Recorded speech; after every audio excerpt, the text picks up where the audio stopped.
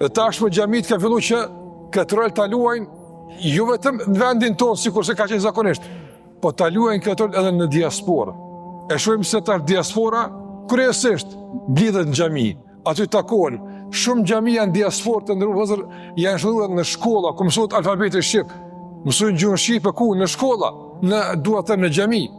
Xhamia ka një aneks saktuar ku është përkushtuar që fëmijët e vëllezërve tonë në diasporë vinë ta mësojnë gjuhën e tyre shqipe, ta mësojnë alfabetin, ta mësojnë shkrim leximin.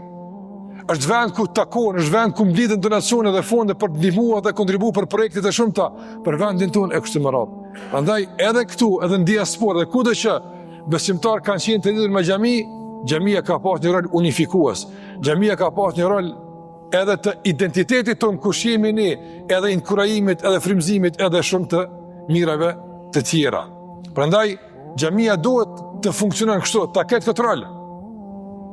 Që këtu realisht të vijmë të mbushemi me udhëzime, me mësime, që këtu të vijmë edhe të lidhemi me njëri tjetrin.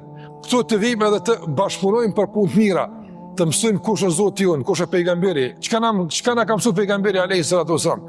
Nga udhëzime që na ka Muhamedi alayhis salatu wasallam, janë realisht udhëzime që i duhen jo vetëm neve si shqiptar, po i duhen botës në përgjithësi. Nuk ka popull në botë i cili mund të pavarësohet e thotë nuk më duhen mësimet e pejgamberit alayhis salatu wasallam. Zotin kur i kanë refuzuar këto mësime, njerëzit kanë filluar me degradu, kanë filluar me rrshit në kriza të ndryshme që sot e kësaj dite përkundër zhvillimit të madh, njerëzit janë në merime të shumta që jemi dëshmitar të kësaj.